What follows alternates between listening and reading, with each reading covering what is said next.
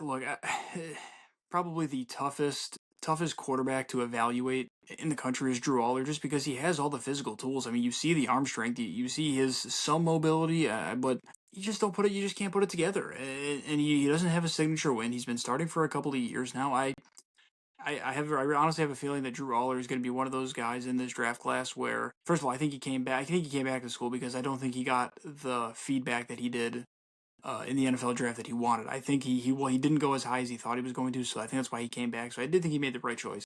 But I have a feeling he's going to be one of these guys where his draft stock is just going to raise more and more the farther we get away from football season and the closer we get to the draft. So the farther away that you see from him playing actual football, and the more that you just see kind of some of this combine stuff, I think his draft stock is going to climb. He's definitely one of the hardest guys to evaluate. They stress the running back position while failing to put the most reliable receivers around him, which doesn't help, but they usually have very good tight ends. And that was the other problem in this game. Penn State couldn't really get the run game going.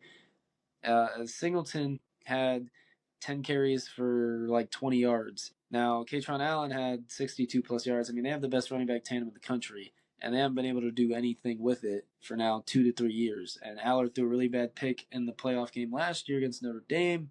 He threw a bad one here against Oregon.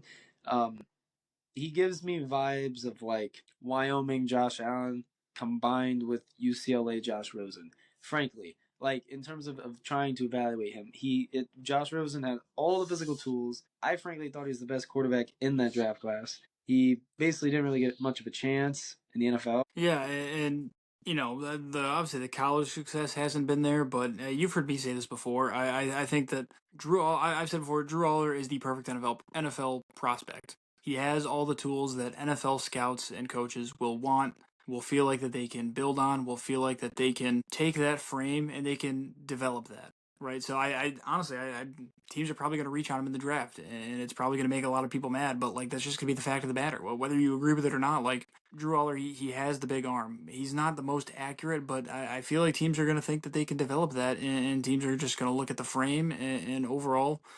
And honestly, that's why I said that I think his draft stock is going to go up the farther away you get from him playing actual football because he's gonna look good at the combine, right? He's going to look good at the combine. He's going to look good at his pro day. He's going to put up good numbers and do all of that. So I wouldn't be surprised if he gets a little overdrafted, but teams are definitely going to take a chance on him. 100%.